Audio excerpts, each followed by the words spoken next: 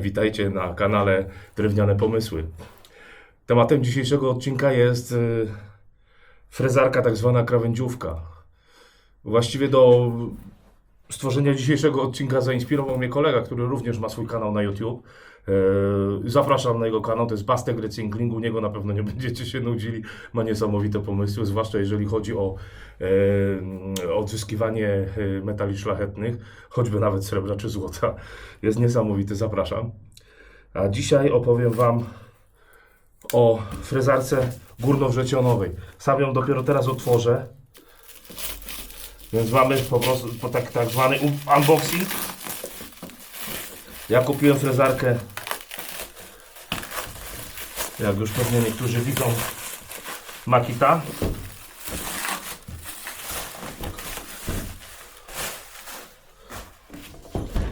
I zaraz sobie ją obejrzymy. Ciekawe, czy jest tak dobra, jak oni mówią. Mamy instrukcję obsługi, również w języku polskim.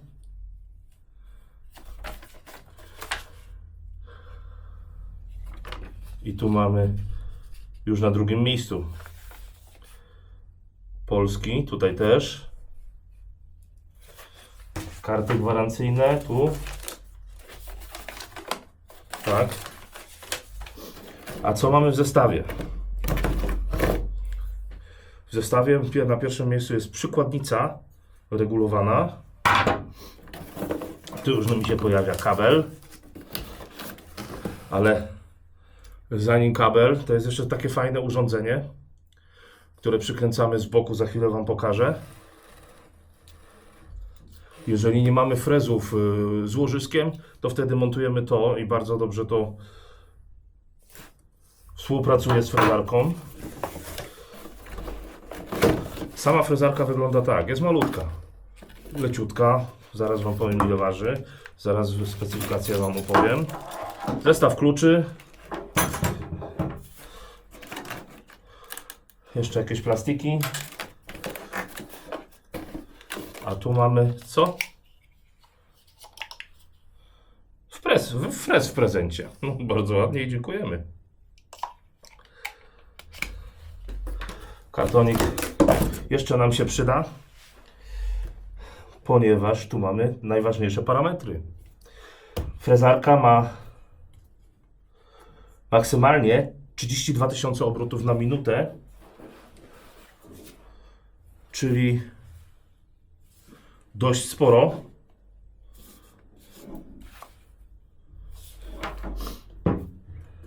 Frezy są na 5-6 mm i nie ma tutaj 8 na przykład, jak niektóre inne ręczne frezarki. Obciążenie prądu to jest 530 W przy maksymalnym obciążeniu. A i ma Presta Protection, czyli to nie jest taki skok przy włączeniu.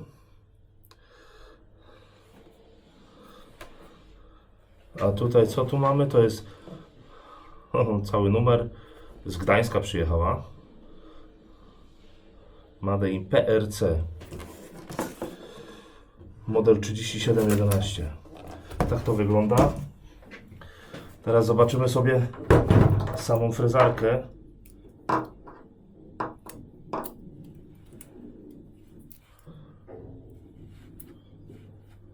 Słyszę jakieś dziwne dźwięki, chyba ktoś śniegu odgarnia. Nie wiem, czy Wy to też słyszycie. Napadało nam niestety teraz i jeżeli mieszkacie w domach jednorodzinnych, a przed domem macie chodnik, to w większości przypadków, a niestety, ale trzeba odśnieżać, żeby nie płacić mandatu, ewentualnie jakieś kary, jeżeli coś się komuś stanie przed Waszym domem. I teraz cóż tu mamy? Świetna regulacja wysokości z kontrą. Włącznik, wyłącznik. Tu jest pewnie jakaś dioda. Teraz sprawdzę sobie. Aha.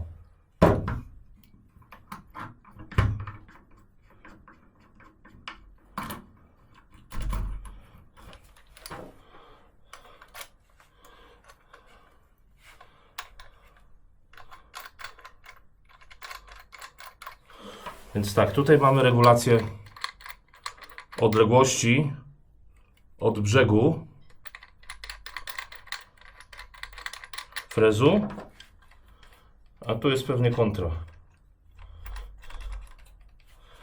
I tutaj wysokość, głębokość, jak daleko, podobnie jak tutaj. Możemy to samo zrobić. Powiem Wam, naprawdę zgrabna jest. Aczkolwiek miałem dylemat, czy wziąć, kupić frezarkę dobrej marki, ale szczotkowej, czy kupić na przykład gorszej marki i jeżeli dobrze pamiętam, to Grafita widziałem bezszczotkową i wtedy już się nie martwić o szczotki, które co jakiś czas niestety trzeba wymieniać. No dobrze, zobaczymy, jak to funkcjonuje.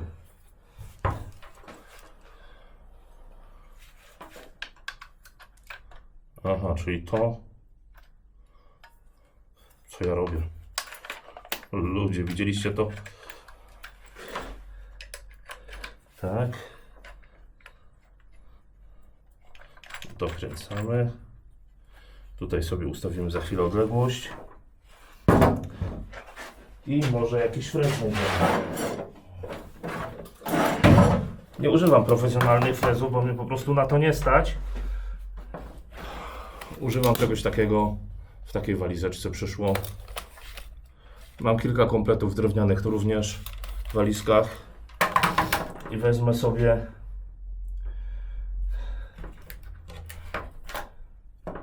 może takie coś. Weźmiemy taki frez z łożyskiem.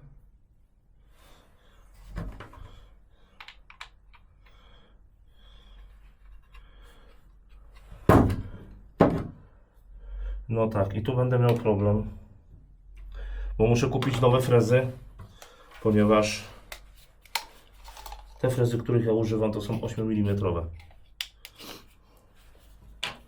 Na szczęście mam ten, który dostałem od firmy. Musiałem sprawdzić te moje pojedyncze, które kupowałem osobno sobie. Być może tam mam jakieś szóstki.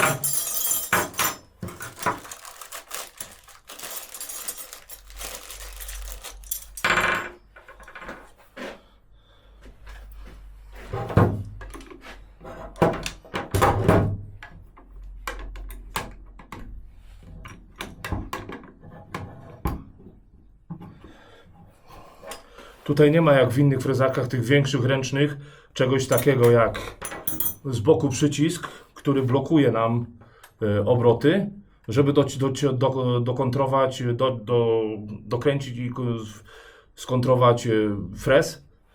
Tutaj są dwa klucze i uważam, że to jest lepsze rozwiązanie, ponieważ ten przycisk, jak jest zrobiony ze słabego materiału, często po prostu się wyrabia i po pewnym czasie już jest ciężko dokręcić naprawdę dobrze frez, ponieważ, tak jak powiedziałem, się wyrobił i już nie funkcjonował jak należy. Teraz sobie wezmę kawałek drewna, jakiś ścisk i zobaczymy, jak to pracuje.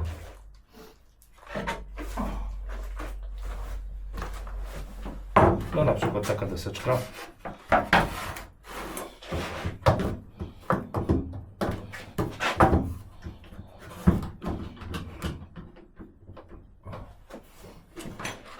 Oprócz tego, że to jest krawędziówka, ona może pracować również do robienia rowków, na przykład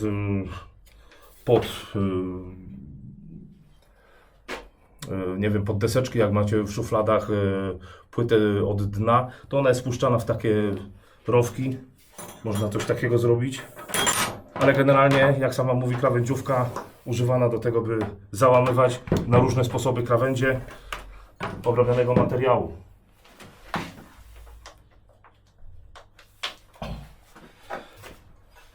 No to co? Włączono faktycznie LED, tak jak myślałem. Włączamy i sprawdzamy.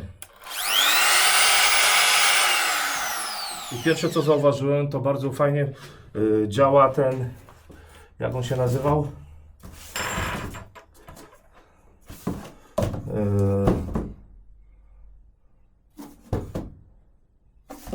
No widziałem tutaj przed chwilą.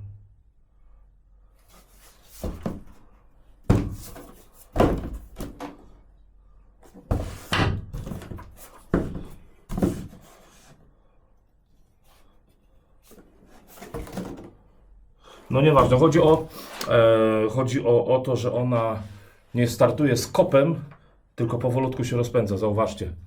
No może nie tak powolutku, ale nie robi wrażenia w ręce. Dla mnie bomba.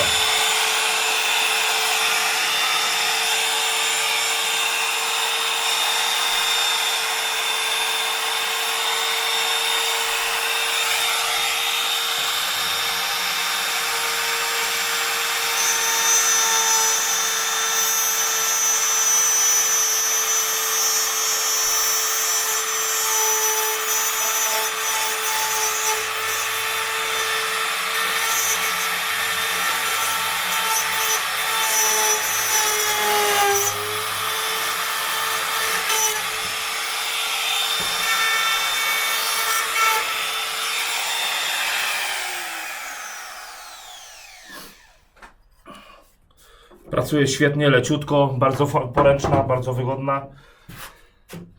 No ja robiłem sobie rowek, bo nie sprawdziłem, jakie frezy mam w domu, ale pracuje, rowki robi, bardzo ładne. Co mogę wam powiedzieć? Muszę nią trochę popracować, żeby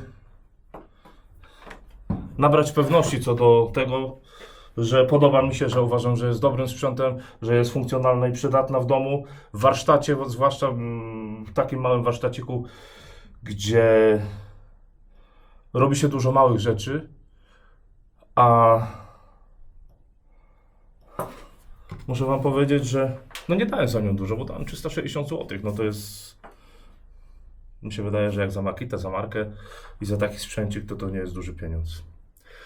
Więc co, polecam wam wszystkim, jeżeli się zastanawiacie, czy kupić, to jedynym dylematem, tak jak ja mówiłem wcześniej, szczotkowa bądź bezszczotkowa. Za 360 zł i to jeszcze Makita. Jestem zadowolony. Polecam.